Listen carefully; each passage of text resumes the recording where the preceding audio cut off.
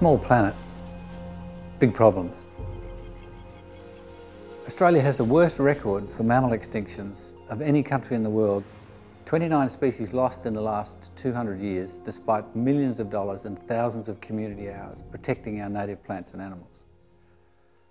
As the threatened species list continued to grow, the Australian government called for a review of its premier piece of environmental legislation, and the recommendation came back: we need to lift the scale at which we consider and manage biodiversity from that of species and communities to landscapes and whole ecosystems.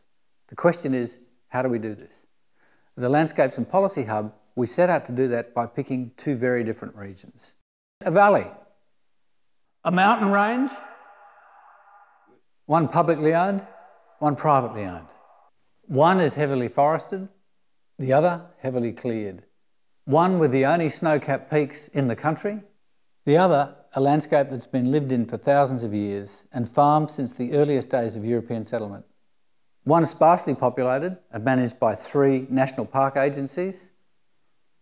One populated by hundreds of farms and managed by municipal councils. The Australian Alps, the Tasmanian Midlands. Very dissimilar landscapes, very different problems. But the same question: how do we take the broader view in both landscapes?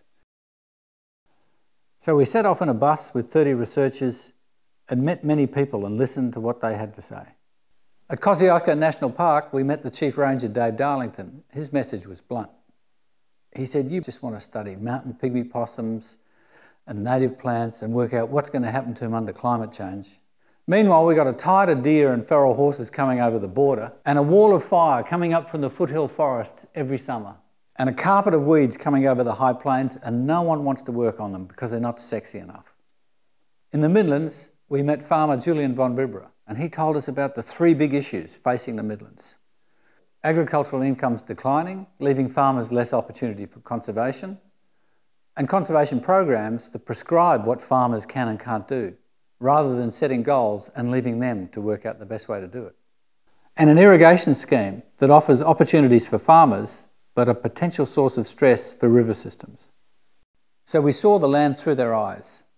We returned to our universities with some real questions, and over the course of the project, we developed a sequence of 6 steps to help us look at biodiversity over those 2 very different regions and potentially any region in the world. You can see those 6 steps in the compass, or you can hear our researchers describe them.